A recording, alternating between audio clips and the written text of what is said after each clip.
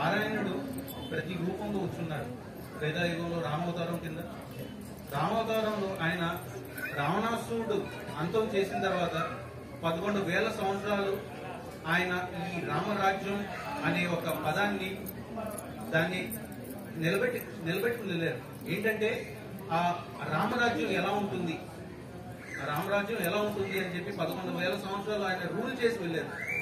ఆ 11,000 సంవత్సరాలు రూల్ చేసిన తర్వాత ద్వాపర యుగం వచ్చింది. ఈ ద్వాపర యుగంలో కృష్ణుడు వచ్చిన తర్వాత ఏం చేశారు? కృష్ణుడు వచ్చి కొత్తగా ఏం చేయలేదు.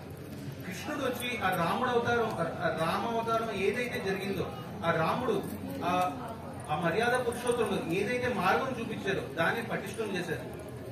అలాగే ఈ కలియుగంలో ఠాకూర్ అనుకూల్ చంద్రరావు ఒకటే చెప్పారు, ఏంటంటే నేను కొత్తగా ఏం చెప్పేది లేదు, నేను నా ముందు వచ్చిన పురుషోత్తములు ఎవరైతే ఉన్నారో వాళ్ళు ఏదైతే చెప్పారో, వాళ్ళ మాటలు ఏదైతే చెప్పారో, వాళ్ళ చేష్టలు ఏదైతే చేశారో, ఏదో ఏ వర్క్స్ వాళ్ళు చేశారో దాన్ని ఆ పటిష్టం చేయడానికి మనం ఈ సత్సంగం స్థాపించడానికి కారణం అయింది.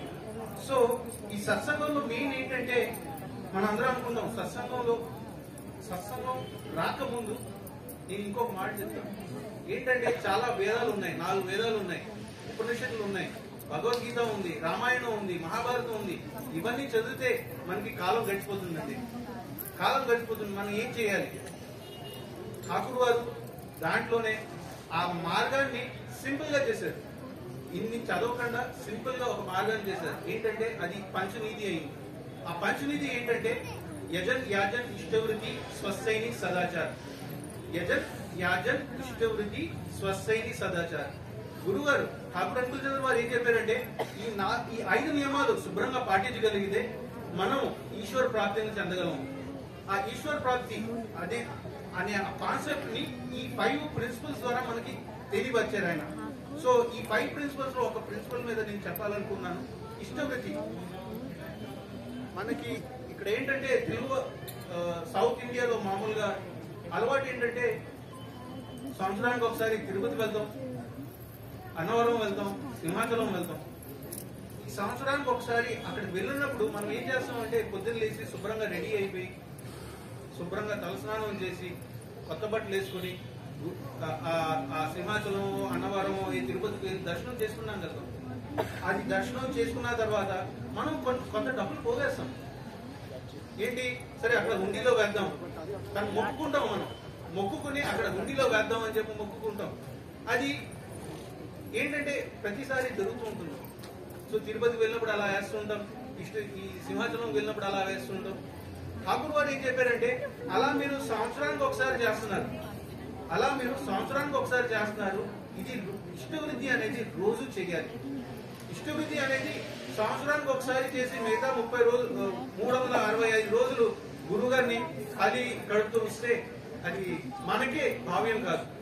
సో ఏంటంటే గురుగారు కూడా ఒకటే అనుకుంటారు, ఏంటంటే సంవత్సరానికి ఒకసారి వచ్చాడు, ఆయన వేసాడు, మళ్ళీ వెళ్ళిపోయాడు, మళ్ళీ 365 రోజులు నన్ను ఖాళీ కడుతూ ఉంటున్నారు అని అనుకుంటారు. అంటే ఇష్టవృత్తి అనేది ప్రతి రోజు చేయాలి. ఇష్టవృత్తి మనకి చాలా మందికి తెలుసు. ఇక్కడ ఎందుకంటే ప్రొటెక్షన్ పాలసీ ఎందుకంటున్నాను, ప్రిజర్వేషన్ పాలసీ ఎందుకంటున్నాను అని అంటే ఇష్టవృత్తి చేయడం వలన చాలా మంది జనాలు చాలా మంది రకంగా చాలా మంది కాపాడగలిగారు. ఏంటంటే ఒక చిన్న ఎగ్జాంపుల్ చెప్తాను. గురుగారు ఠాకూర్ అనుకూల్ చంద్ర వారు ఉన్నప్పుడు ఒక అక్కడ ఉన్న వ్యక్తి, దేవగర్లో ఉన్న వ్యక్తి ఒక అతను వచ్చారు. సార్ నేను ఇలాగా మీ దీక్ష తీసుకోవాలనుకుంటున్నాను అని చెప్పి, సరే రండి దీక్ష తీసుకోండి అన్నారు.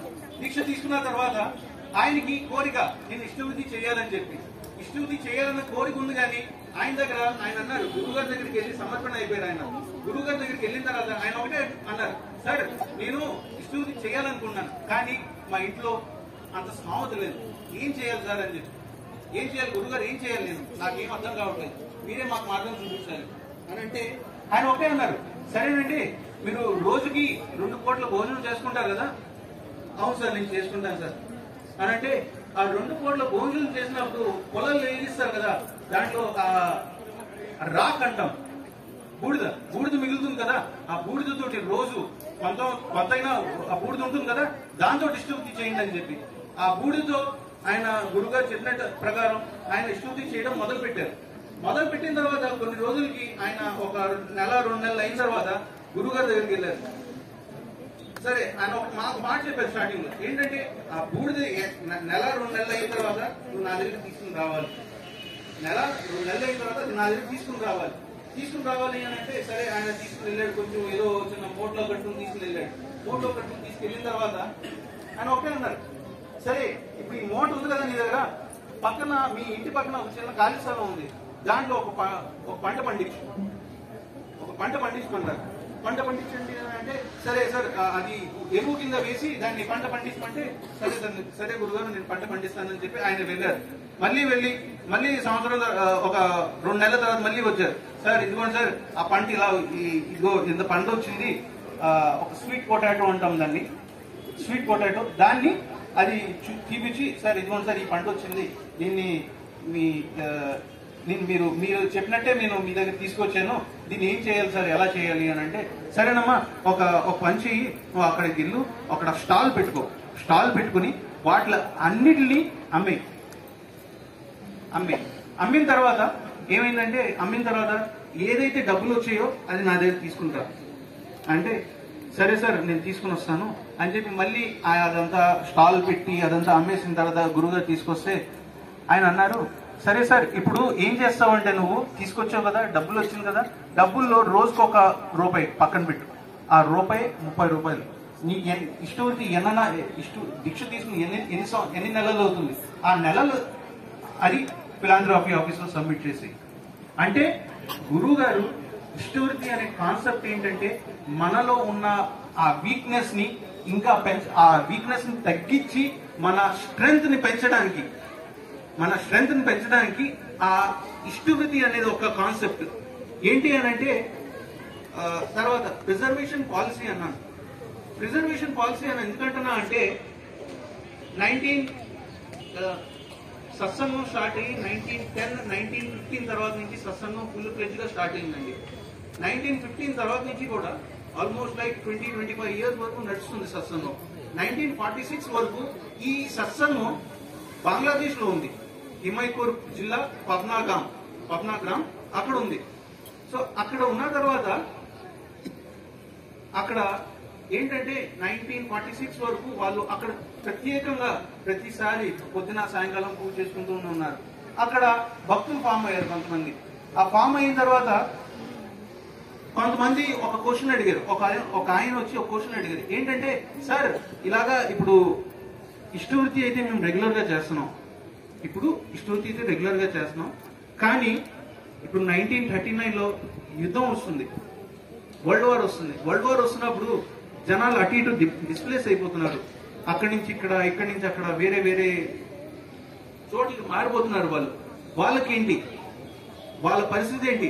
అటువంటిప్పుడు వాళ్ళు ఇష్టవృత్తి చేయలేరు కదా, వాళ్ళ ఆ సినారియో ఏంటి, వాళ్ళ పరిస్థితి ఏంటి అని చెప్పి గురుగారు ఒకటే అన్నారు, ఏంటంటే ఇప్పుడు వరకు ఏదైతే ఇష్టవృత్తి చేశారో, ఇప్పుడు వరకు ఏదైతే వాళ్ళు శుభ్రంగా ఆ ఇష్టవృత్తి చేశారో ఆ నామాన్ని జపించుకుంటున్నారో అదే వాళ్ళని కాపాడుతుంది. తర్వాత ప్రిజర్వేషన్ పాలసీ అయింది, ప్రొటెక్షన్ పాలసీ అయింది. తర్వాత ఏంటంటే ఈ ఇష్టవృత్తి అనేది ప్రతి సంవత్సరం ప్రతి నెల చేయాలమ్మా, ప్రతి రోజు చేయాలి. ప్రతి నెల చేసిన తర్వాత మీ ఉపయోజన కేంద్రంలో, దగ్గరున్న సత్సంగ్ కేంద్రంలో వచ్చి సబ్మిట్ చేయాలి. ఈ ఇష్టవృత్తి అనేది ఎప్పుడు కూడా మన దగ్గర ఉంచుకోకూడదు. ఇష్టవృత్తి అనేది ఆ దేవుడికి మనం అర్పించే నైవేద్యం. ఆ నైవేద్యాన్ని మనం మన దగ్గర ఉంచుకుంటే మనకే చుట్టుకుంటుంది. ఏదైతే మన ప్రాబ్లం ఉందో అది మనకే చుట్టుకుంటుంది. ఆ ఇష్టవృత్తి ద్వారా ఠాకూర్ అంకుల్ చంద్ర వారు ఆ ఏదైతే వీక్నెస్ ఉందో మన నుంచి తొలగొడుతున్నారు.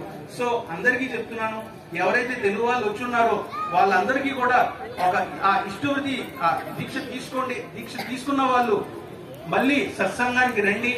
మేము ఆల్రెడీ చాలా ఊర్లకు వెళ్ళాము, ఆల్రెడీ కొంతమంది వచ్చున్నారు. వాళ్ళకి ఏంటంటే ఇష్టవృత్తి ఆ దీక్ష నామాన్ని ప్రతిరోజు జపించుకుంటూ ఉండండి. ఆ జపించుకుంటూ ఉండి దాని తర్వాత ఆ మార్గం ఏంటి, ప్రతి ఆదివారం ఇక్కడ పూజ జరుగుతూ ఉంటుంది 11 గంటల నుంచి 1 గంట వరకు. మీరు వస్తూ ఉండండి. ఈ తెలుగు వాళ్ళు వస్తేనే ఇక్కడ ఈ గడ్డ మీద పుట్టిన తెలుగు వాళ్ళు వస్తేనే ఈ సత్సంగం అనేది నెక్స్ట్ లెవెల్కి వెళ్తుంది అని నేను ఇక్కడి నుంచి నా విరామం తెలుసుకుంటున్నాను. సుందర అనుపమవో నాథనా స్వామి, జీవన కారణుడవు నాథ